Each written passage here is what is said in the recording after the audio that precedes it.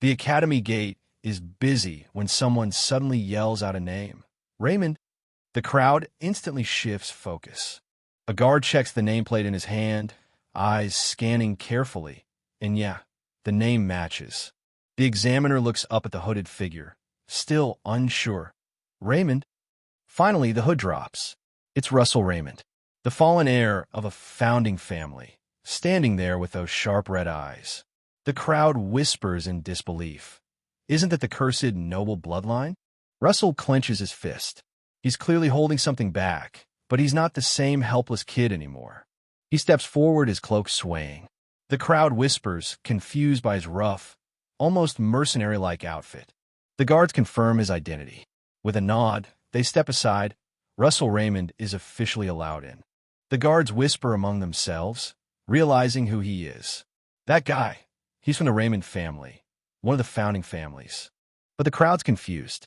If he's really from a great family, why does he look so run down? Students start mocking him. An aristocrat dressed like that? Guess the so-called founding family isn't that impressive anymore. The whispers keep spreading. Some think he's here because the White Tower's recruiting mercenaries. Others scoff. An aristocrat working as a mercenary? That's basically rock bottom. But Russell doesn't flinch. He walks forward, eyes glowing red with determination, ready to prove everyone wrong. Russell smirks, his red eyes sharp. All the whispers around him? Just noise. He thinks to himself, they're nothing but trash. We shift to the grand capital, Camelot, the heart of the kingdom. Russell walks with steady steps through the busy streets, moving deeper into the city.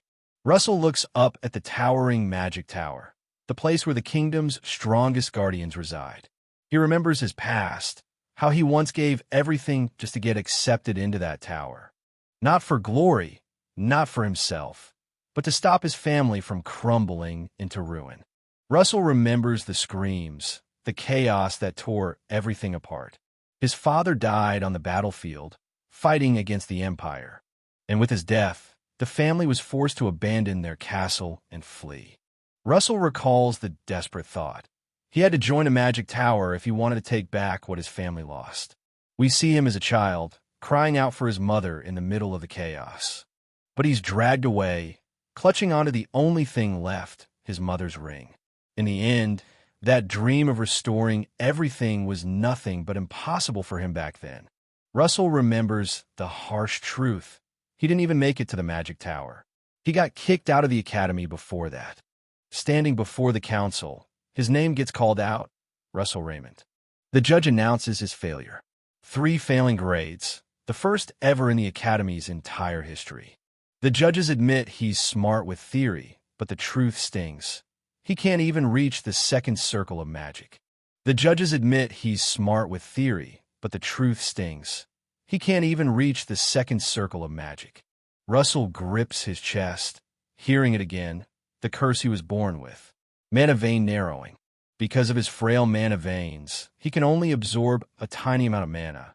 And even worse, he can't release it properly either.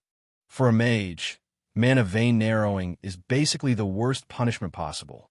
Chains on your future. Years later, Russell survives as a mercenary. By pure luck, he finally pushes through to second circle. But even then, he laughs bitterly, because no matter what, he's still nothing more than a third-rate mage.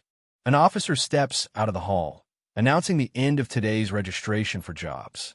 He tells the crowd they'll have to come back tomorrow if they want work. The mercenaries protest angrily, complaining about waiting half the day for nothing.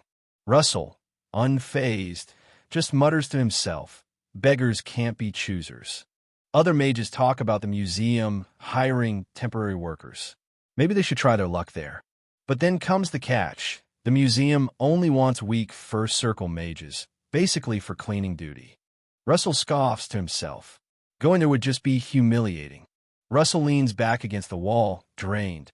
He lets out a tired sigh, eyes dull from disappointment. Reaching into his pocket, he pulls out what little he has left. He stares down at the coins in his hand. Barely anything remains. Russell clenches his resolve. He'll go. Russell heads to the great museum, Louvrium, the biggest museum in the entire kingdom. Inside, The staff proudly boast about its size and prestige as they lead workers through the grand hallways. The staff remind everyone that aristocrats will be visiting soon. They stress that the museum must be spotless, pushing the workers to clean harder. As Russell walks in, he suddenly senses something strange in the air. The supervisor warns them to control their magic carefully during cleaning. His tone turns cold, making it clear any slip-up means harsh punishment. But Russell isn't taking him too seriously, thinking this guy's just being extra dramatic and that half this stuff probably isn't even real anyway. He's just moving along with the rest of the workers, blending in with the group. Suddenly, his eyes sharpen. Something instantly grabs his attention. He freezes, staring up at a door. That's when it hits him. This place, it looks way too familiar. The sign reveals the room's name, Fantastical Species Room. Russell mutters the words, a little thrown off, clearly curious about why this place exists. Suddenly, he freezes. Something inside catches his attention instantly, leaving him on edge.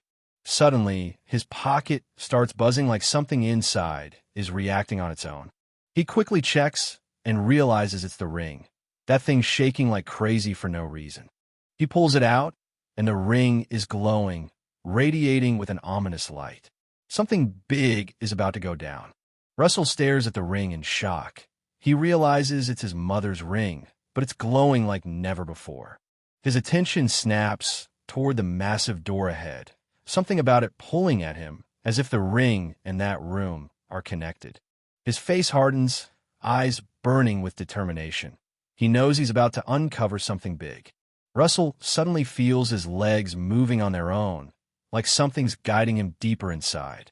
It's like fate itself is pulling him forward, step by step down the hall. Meanwhile, the others notice he's gone and start calling out, wondering where Russell disappeared to. Russell walks deeper into the museum, stopping in front of a massive skeleton on display. The ring in his hand starts shaking even harder, reacting to something nearby. He stares at it, almost whispering, asking if this is a message from his mother. The connection feels real, like she's trying to guide him even from beyond. He shuts his eyes, almost like he's bracing himself for something heavy. And just like that, he's pulled into a memory, his younger self walking hand in hand with his mother, right under the looming shadow of the dragon skeleton in the museum. The kid is laughing carefree, holding onto his mother's hand. Suddenly, he senses something off, his expression shifting to shock. He tugs his mother's hand, pointing toward something that caught his eye. His gaze locks onto a dark corner ahead, something pulling his attention there. Russell's eyes widen. Something just clicked. He steps into the room cautiously, drawn toward a glowing display. Inside the case lies a powerful relic, an ancient dragon's heart. The ring in his palm won't stop vibrating, glowing like it's alive. He realizes the dragon's heart and the ring are resonating together, filling the room with magic. He looks closer. This ring isn't ordinary. It looks exactly like a dragon's eye, and it's clearly reacting to the artifact. He slips the ring onto his finger, questioning why it feels like it's crying. The ring shines as he asks why it brought him here, the connection growing deeper. Suddenly, the vibration stops, leaving him standing there stunned, realizing something big just shifted. The dragon's heart sits quietly in its case, but the atmosphere feels tense. The massive dragon skeleton looms above, almost like it's waiting to wake up. Russell just stands there in silence, gripping the ring, realizing something big is about to happen. He forces a laugh, trying to brush it off, convincing himself he's just imagining things. But his eyes say otherwise. He's breaking down inside, calling himself pathetic. And suddenly, the ring reacts violently, sparking with a terrifying surge of red energy, catching him completely off guard. The dragon's power starts merging, heart and eyes sinking together in a burst of light. Out of that light, the colossal dragon manifests, wings spreading as another eye opens. The dragon's gaze locks on, declaring that this power is enough to forge a new mythology. And with that, it grants him another chance, a rebirth for the sake of this new legend. He finally realizes something in the world itself has broken, the cycle of fate cracking open. And with that crack, destiny he's been waiting for is finally kicking off, setting everything into motion. The Divine Dragon King's eye activates, scanning the world itself, pulling in every bit of info. A status window appears. Russell Raymond's mission and fate are officially being unlocked, setting his path into motion. Out of nowhere, a voice thunders, calling out Raymond, filled with fury. He freezes, confused, wondering where this angry voice is coming from. But then it hits him. He recognizes the voice, someone from his past, and it shakes him as he tries to figure out whose it is. Out of nowhere, the teacher slams a book down on his head, and he nearly chokes out in pain. Startled, he jumps up, panicking, blurting out a shaky "Yes." The teacher glares at him, saying he knows his grades are good, but having the guts to sleep in class? That's straight up bold. He's standing there confused, completely lost on what's happening right now. He realizes it's Professor Hubert. The shock hits hard, because Hubert is supposed to be dead. One of the students looks back, confused, wondering what's up with Raymond. Raymond's eyes flare red, clearly triggered and on edge. A couple of other students glance at him, smirking and mocking like they're enjoying his breakdown. Raymond's freaking out, completely lost, trying to figure out what's even going on with him. He grips the desk, his body tense, like something inside him is about to explode. Suddenly, his eyes widen and he clutches his head, overwhelmed as a flood of energy or realization hits him all at once. He hesitates, words trembling out of his mouth. He can barely process what's happening. And then it hits him. He's back in the past, sitting among his classmates like nothing ever happened. Raymond freezes, shocked, staring at the professor with wide eyes, completely thrown off. The professor coldly tells him this behavior isn't like him, but still decides punishment is necessary. With no hesitation, the professor orders him to get out.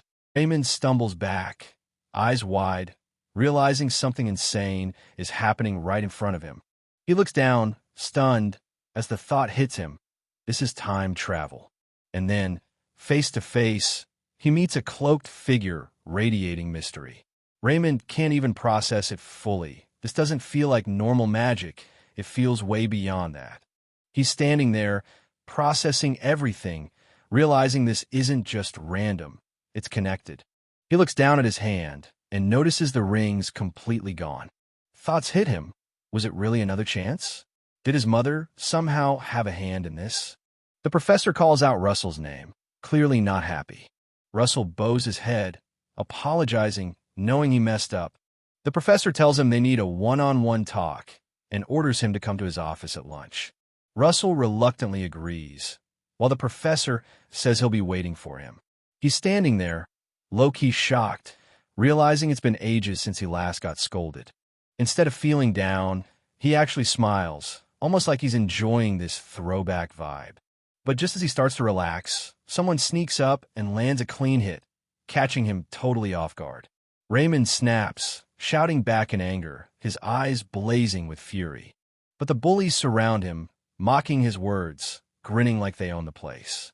One of them steps up, ready to smack him, calling him out for being too chill in this situation. One of them catches the guy's hand mid-swing, shutting him down instantly. The orange-haired bully steps in, warning that professors are watching. He leans closer, reminding Raymond that he was supposed to take notes for him, but instead, Raymond was dozing off. Russell freezes up, shocked as he recognizes the name. Coma Frederick? Frederick's eyes narrow, and he drops a chilling line. If Russell wants to live, he better follow him to the bathroom. Frederick and his crew walk off casually, while Russell stays behind, realizing he's basically being dragged into something serious. Russell remembers the kind of crap that used to happen to him in the past, and just lets out a small laugh. Suddenly, something feels off, and his expression shifts into shock. Out of nowhere, a system mission pops up in front of him. Escape from bullying. It's literally telling him to teach the 3 bullies a lesson, with a reward waiting if he succeeds. He reaches out, thinking this has to be some kind of illusion. But the moment his hand actually makes contact, he freaks out. Turns out it's real. The bully shouts Russell's name, calling him out.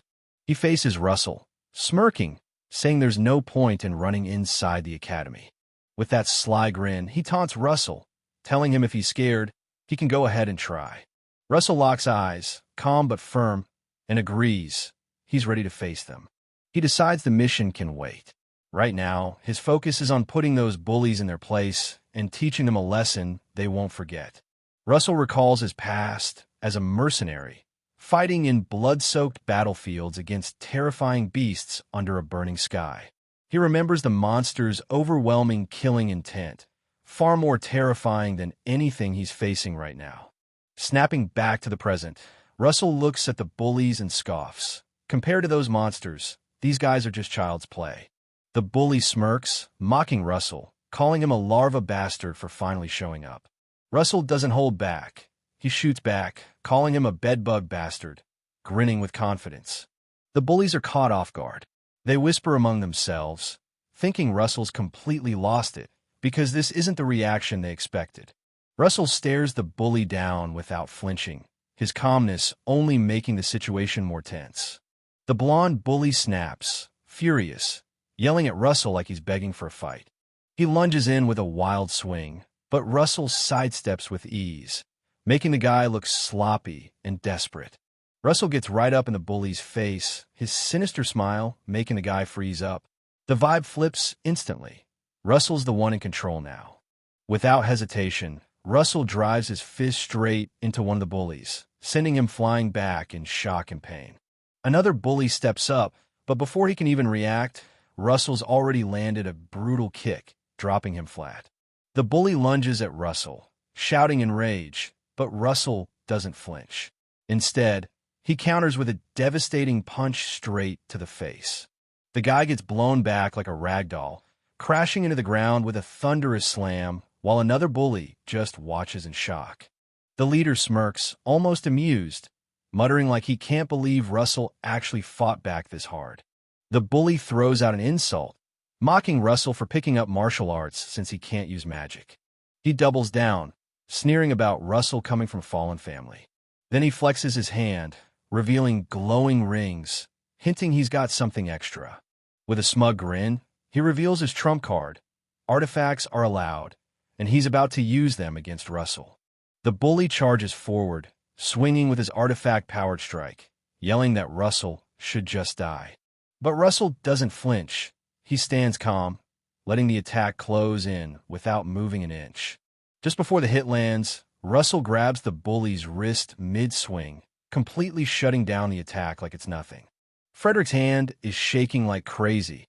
He can't believe Russell actually blocked his attack. Russell, pissed off, calls out his name while pressing down harder on his fist. The bully screams out in pain as Russell keeps squeezing, the pressure unbearable. Frederick can't handle it anymore and drops to his knees from the pain. Russell's words cut deep. He calls out how the bully got overshadowed by his brothers, abandoned by his family, and only dares to pick on weaklings. Russell's tone sharpens, spitting venom as he calls him nothing but trash. His eyes glow with rage, his voice booming. How dare this clown even bring up his family's name? The bully's face is drenched in fear, his confidence completely shattered as Russell's presence crushes him.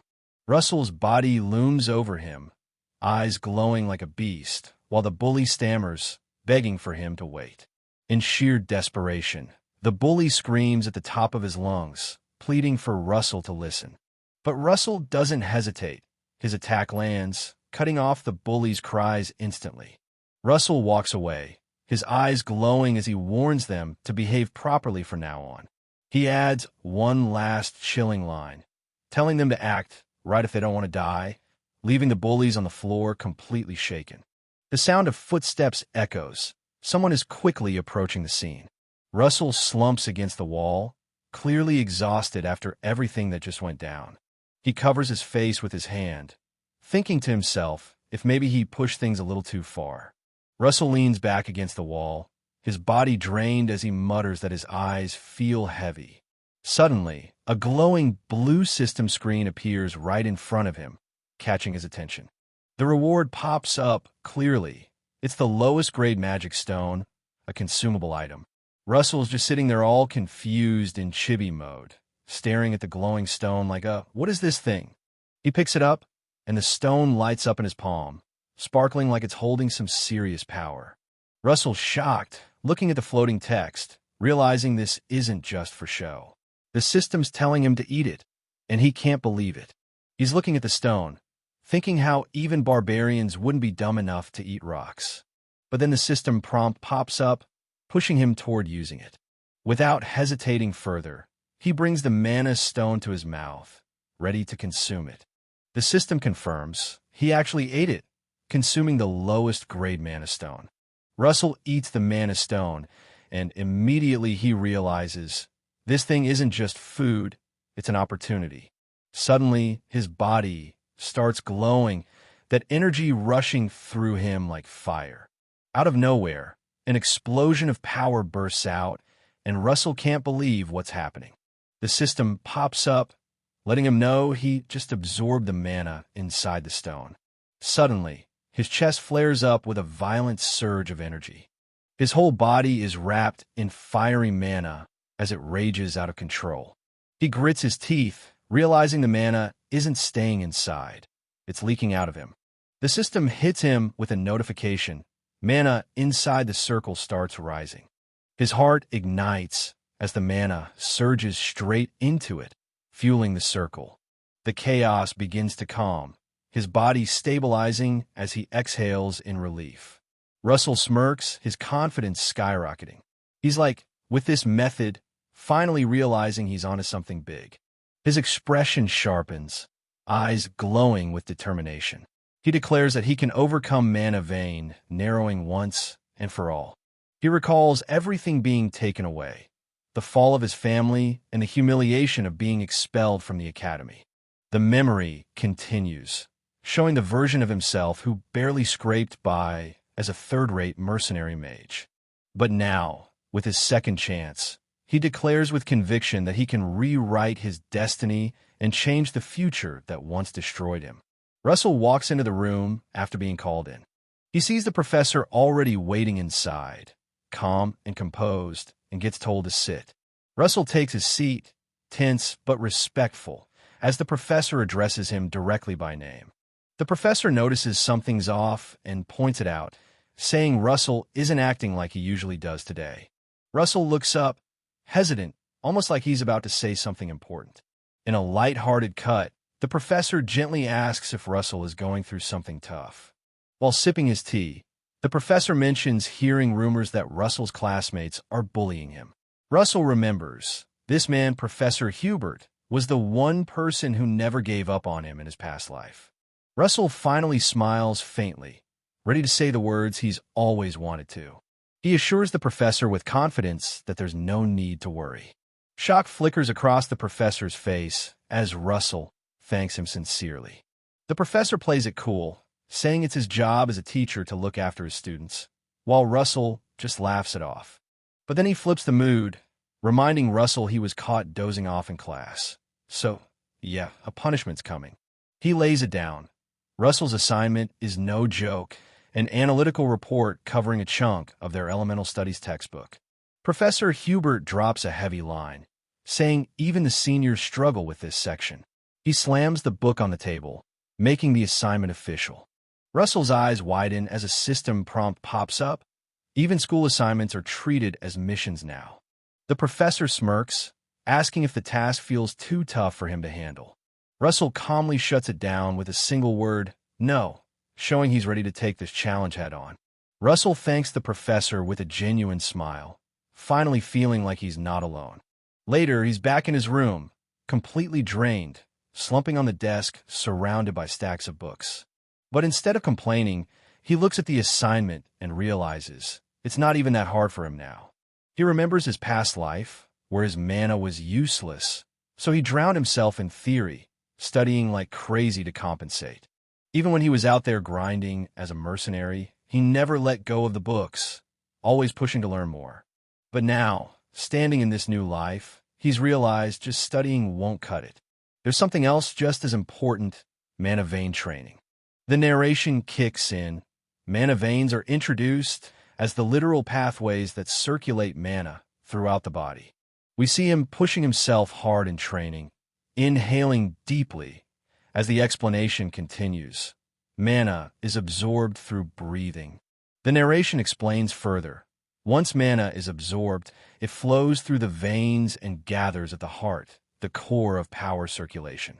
The golem charges in with raw power, and our guy braces himself, trying to block the attack head-on. The impact explodes, dust flies everywhere, and the golem gets knocked back with a roar. He steadies himself, eyes sharp, no hesitation, just pure determination as the fight heats up. He unleashes fire magic, the impact exploding out with insane force. The narration makes it clear, if your mana veins are stronger, you can store way more mana and release it way faster. He's sprinting full speed, pushing his body to the limit. This is over vein training, running hard to not just build stamina, but to literally expand his mana veins.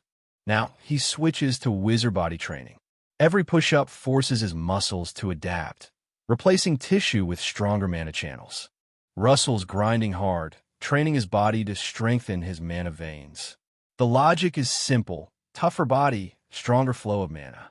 With determination burning in his eyes, he vows that this time, he'll conquer the curse of mana vein narrowing once and for all. The day ends with the academy glowing under the sunset, setting the stage. He's completely drained, leaning against the tree, admitting he can't push anymore. But he reassures himself. It's enough for today, training's done, and he counts it as a win. A mission window pops up out of nowhere. It's telling him to practice the ancient magic over vein by running 5 kilometers. Current progress? Not even 0.1 kilometers. He's staring at the mission screen, kinda annoyed. Like, really? It's been chill till now, and suddenly this drops on me. More notifications roll in, basically explaining the grind. He can repeat this run every day, and depending on his level, the required distance will change. The system's locking him into daily training. He's overwhelmed as the messages keep spamming nonstop. He's like, why is this system rushing me so much? He clenches his resolve, saying he'll run no matter what. He reminds himself this chance didn't come easy, so wasting it isn't an option. He pushes forward, running hard as the distance counter ticks up, his body burning with exhaustion, but his determination keeping him going. He's drained, barely dragging himself forward after pushing his body to the limit. He checks the system, realizing he's almost hit 5 kilometers, but he's running on fumes. With shaking hands and sweat dripping, he forces himself to keep going, telling himself just a little more. He pushes himself forward with one final burst of energy. A system notification pops up, confirming he completed the mission and rewards are being handed out. Completely drained, he collapses to the ground, barely able to breathe, admitting he can't take another step. After pushing himself to the limit, Russell collapses on the grass, already worrying about how he'll even make it back to the dorms. From the shadows, someone watches with a sinister smile, mocking Russell's effort as nothing but futile. The professor is shook reading the report. He can't believe someone pulled off this level of depth with just academy study material. He straight up asks Russell if he really prepared this report himself. Russell, without hesitation, confirms and even says he's willing to take a mana oath to prove it. The professor clocks Russell's bold mana oath offer and pauses. Kid looks way too confident to be lying. Russell holds his ground, calm and sure, basically saying, yeah, I can back every word. Verdict time. Professor admits he's satisfied with the report, giving Russell a clean W. The system drops the reward. Russell gains a mana stone, an extra gem, and a boost in his summoning knowledge. His magic power, mana efficiency, and casting speed all level up. Russell realizes that the more he understands, the stronger he becomes, and his eyes widen with determination. Just as he's about to speak, the professor cuts him off, dismissing him after acknowledging his work. Russell calls out, unwilling to leave just yet. The professor hesitates for a moment, looking a little thrown off. Russell cuts in, asking for a favor. The professor raises a brow. Russell wants access to the faculty library, but he's curious why. The professor tells him the student library should be enough for what he needs. Russell confidently replies that he's already read every single one of those books. The professor is stunned, asking if he really read all of them, and Russell just confirms it without hesitation. The professor leans back, clearly surprised, saying it's shocking. But he quickly reminds Russell that the faculty library isn't something students can just use freely. He adds that Russell will need to prove he's qualified, and Russell confidently agrees, saying it's understandable. Russell gets spammed with missions, all tied to Professor Hubert's assignments. He's standing outside, realizing just how much work he's been dumped with, but instead of stressing, he laughs it off, like, yeah, that tracks, the old guy's super picky. Russell then points out the key. If your understanding of magic theory improves, your actual magic gets way stronger. Russell knows he needs that advanced level knowledge from the faculty library, no matter what it takes. He pops open a potion bottle, already planning his next move. Chugging it down, he reminds himself, since the missions give him mana stones as rewards, this grind is basically killing two birds with one stone. Someone calls out Russell's name, grabbing his attention. They mock him, saying the so-called mana penalty looks more like he's just obsessed with fitness. Anton Frederick steps in with a smug smile, blaming Russell for the suffering his friend went through. Russell's not backing down, straight up calling out Anton, asking if this is all just about revenge. Anton laughs it off like it's the funniest thing he's ever heard, acting like revenge is beneath him. His crew's laughing too, trying to make Russell look small. But then, Anton's tone flips. He tells Russell to stop dreaming, basically saying he's not even worth the effort. Anton mocks Russell, calling him worthless and not even worth revenge. He makes it clear all he wants is to crush Russell underfoot.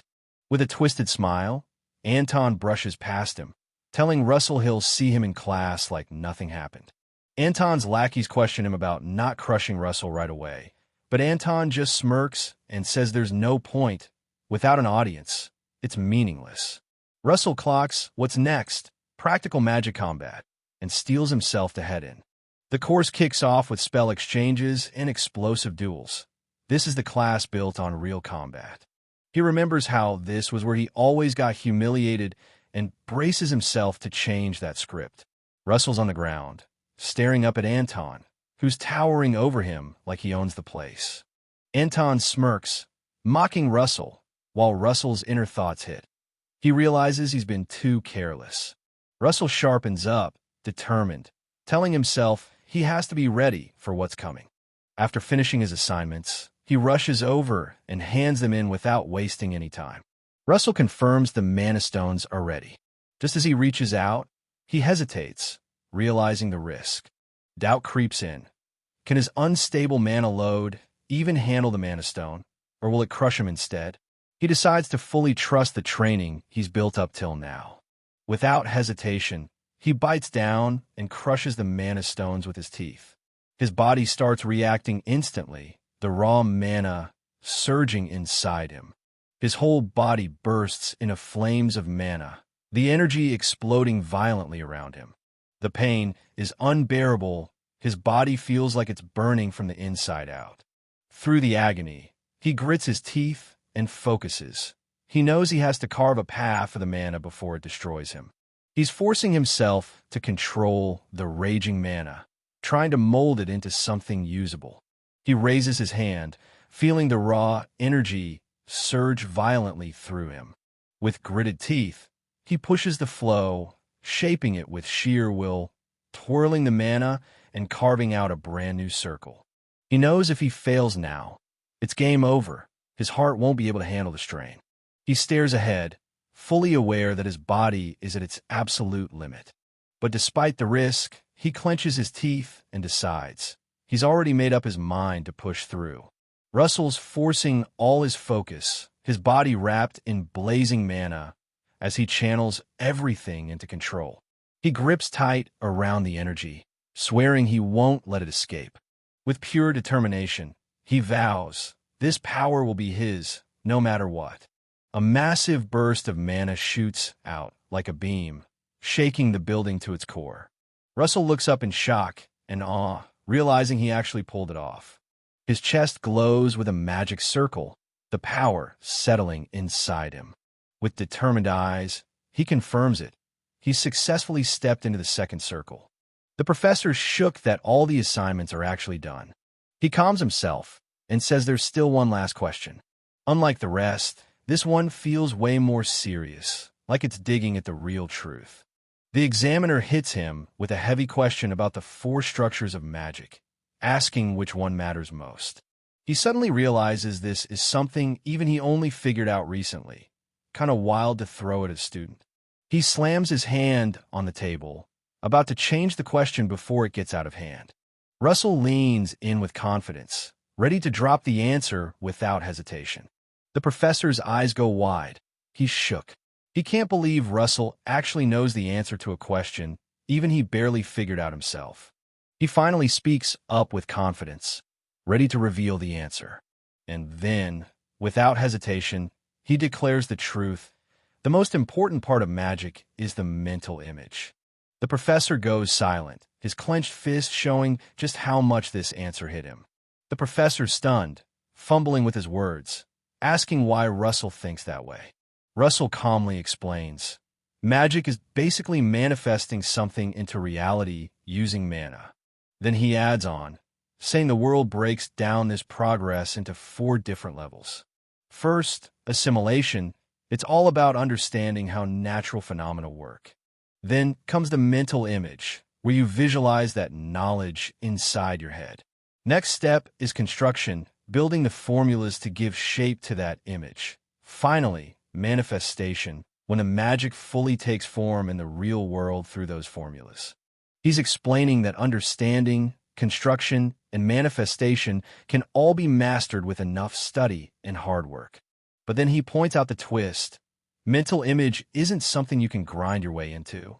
It's about breaking past your own limits, pushing imagination beyond boundaries. And that courage is what determines how strong your mental image really is. Russell summons a flame in his hand, setting the stage. He explains, if he imagines that flame as an arrow, it turns into the second circle magic, fire arrow. Then he shifts it, showing how imagination changes everything. The flame transforms into a completely different form, proving how versatile mental images can be.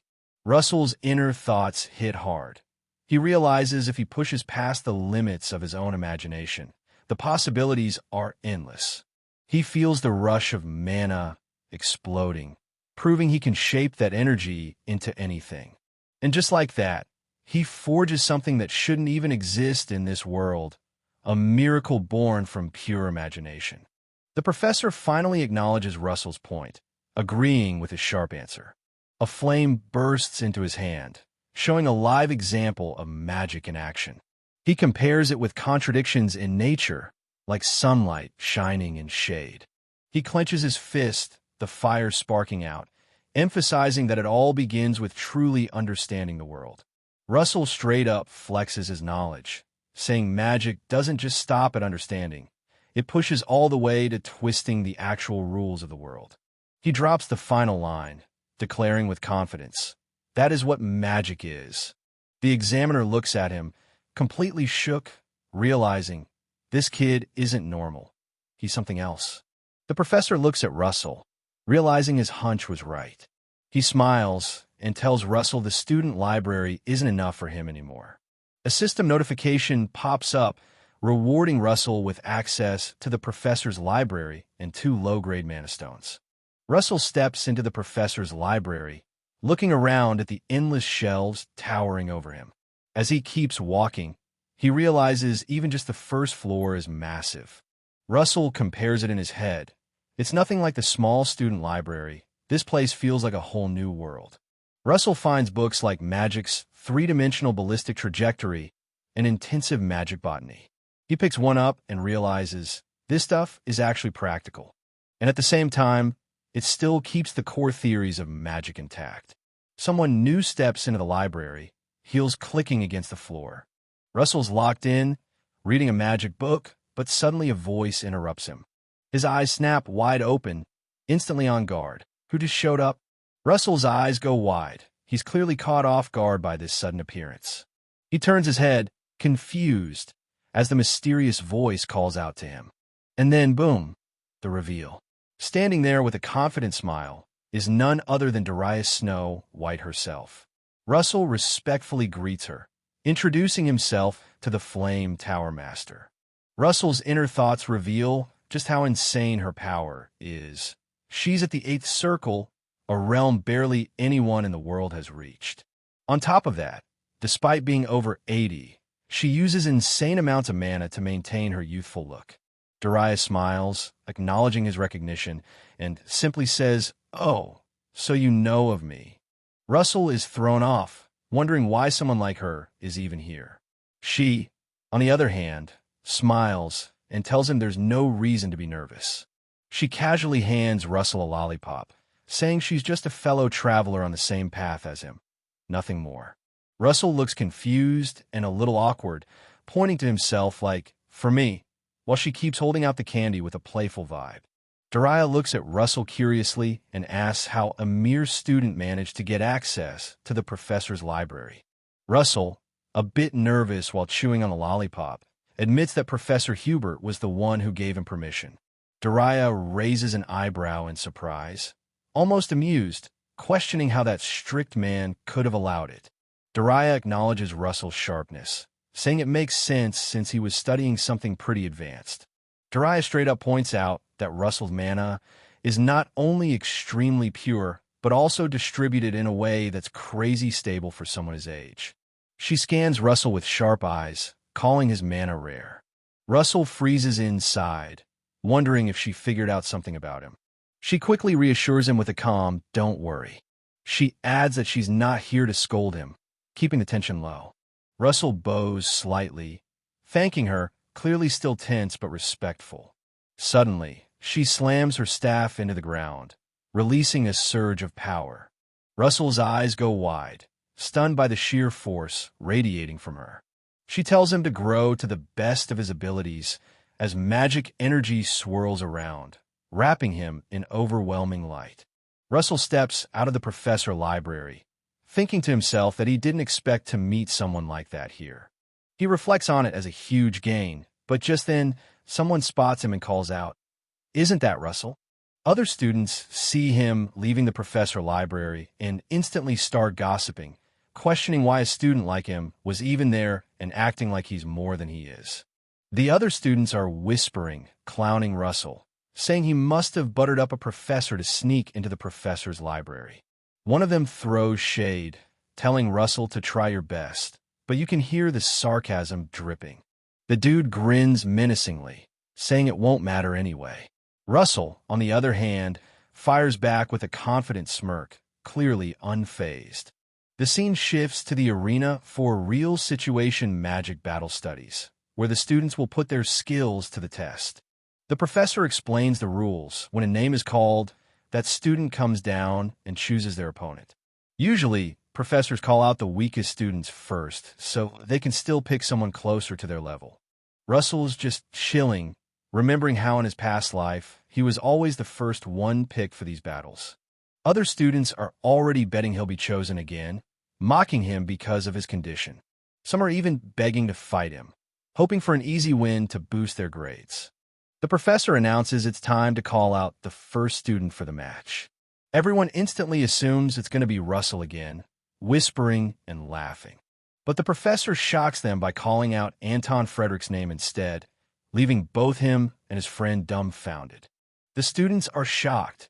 Anton's name just got called first, and everyone's like, "Wait, Anton? Why him?" Anton walks down with a smug look, while the professor stands there all calm, acting like nothing's off. Anton thanks the professor quietly, and it's revealed this wasn't luck. He used the backing of the Frederick Merchant Association to buy his way in. Straight up favoritism. Russell's eyes flare with frustration. He already knew this setup was coming. Anton steps forward, mocking Russell, telling him to quit sitting around and get down to the arena. With everyone watching, Anton calls out Russell's full name, dragging him into the fight and making it official. The professor's chilling and eating, clearly not surprised, but low-key annoyed she just popped up without notice. Darius shows up, calling him teacher, revealing their old connection. She brushes it off casually, stepping forward with confidence, saying it's fine. Daria casually says it's no big deal for a teacher to visit her student. Daria leans in, asking the professor why he gave Russell access to the professor-only library. The professor calmly admits it and then asks if Russell did something wrong. Daria sips her tea with a sly smile, saying it's been ages since she's seen something this rare and precious. The professor admits she's right, explaining Russell's mana vein narrowing is an uncommon illness across the whole continent. Daria cuts him off cold, calling him a fool. The professor freezes, shocked, and blurts out what? The professor's hand trembles as he processes the shocking revelation, still trying to make sense of it. Daria smirks confidently, dropping the bomb. Russell has already reached his second circle, leaving the professor completely stunned. The duel ground is set, students and professors watching as the tension builds. Russell gets a system notification. His mission is simple: win during this magic training. The rewards? Magic stones, storage space, and a mystery bonus. Russell smirks. That extra storage space is insane, a privilege only the richest mages usually have. For him, it's the perfect tool to stash and use magic stones. Anton mocks Russell, asking if he's frozen in fear and telling him to move if he wants to live. Anton leans in with a twisted look, commanding Russell to beg. Russell just smirks, repeating beg, like it's a joke, showing he's not the one under pressure here. Russell's whole body lights up in flames. He's shocked, almost questioning himself, like he can't believe the power flowing through him. The crowd, and even the professor, are stunned. Someone blurts out in disbelief, "That magic, could it be?" The judge cuts in, announcing loudly, "I'll start the match," and the duel is officially on. Anton charges up his mana, fire swirling in his hand, ready to attack. He's panicking inside, thinking, no way. Russell, with mana vein narrowing, already hit second circle. Impossible. Anton roars and unleashes his spell. Second circle magic. Flame thrower. Fire explodes outward, lighting up the arena. Anton unleashes a massive flame attack, but Russell counters with a barrier, deflecting the flames. A professor explains in awe that Russell thinned the shield and angled it, smartly blocking the heat wave. Another professor is shocked, realizing Russell has been hiding his true strength all along. Anton's pouring out everything he has, flames bursting from his hand, but he's shocked Russell is still standing firm through it. He panics, realizing his fire is weakening. The confidence he had a moment ago starts crumbling. Russell's eyes flash with determination.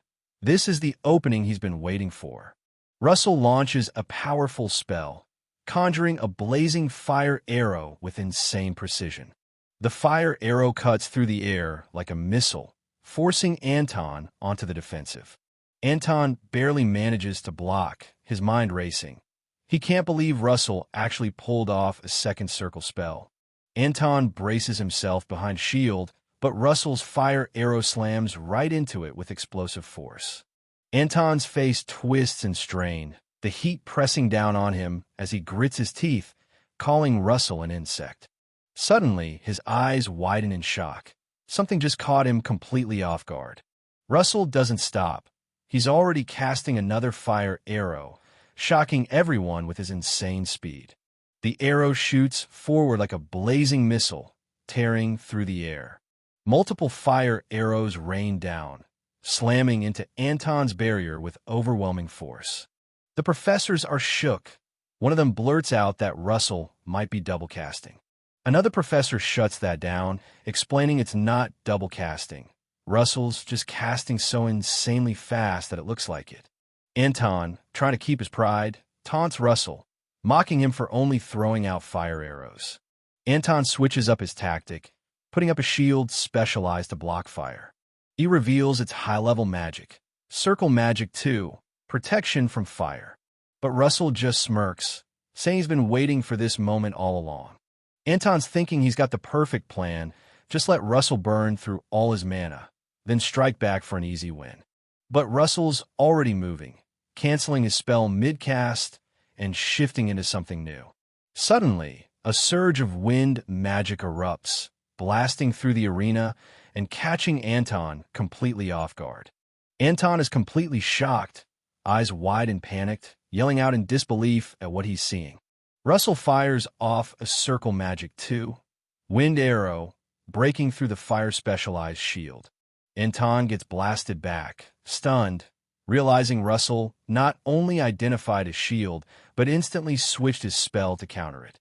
The professors are shocked, doubting if the monster on stage is even the same Russell they knew. The impact of Russell's magic leaves cracks across the arena. Anton is on his knees, completely wrecked and barely holding himself together. Anton's eyes widen, fear starting to sink in as he realizes he's completely outmatched. Russell closes the distance in an instant, his fist crackling with deadly intent as he lunges forward. Anton stammers in panic, barely getting the word lightning. Out before Russell's attack comes crashing down. Anton takes a brutal hit straight to the gut, the impact knocking the wind out of him. He lets out a furious roar, face twisted with rage and desperation. Even while staggering, he starts gathering mana in his hand, trying to ignite one last fire spell. Russell charges in with raw power, his body radiating energy that shocks everyone watching. A professor freaks out, demanding the fight be stopped, thinking Russell's using some unknown, dangerous magic. But another professor stays calm, telling him to look closer. What's protecting Russell isn't magic at all, it's something else entirely. The professor is stunned, eyes wide, completely caught off guard. Russell charges forward, his entire body glowing. He's channeling mana like a knight's aura instead of regular magic. The older professor smirks proudly, acknowledging that while he doesn't know how Russell gained this ability, he managed to find his own way. Russell comes crashing down with a fierce strike, his aura flaring like a blade as he smashes straight into his opponent. Everyone can only whisper one name, stunned by what they're witnessing: Russell.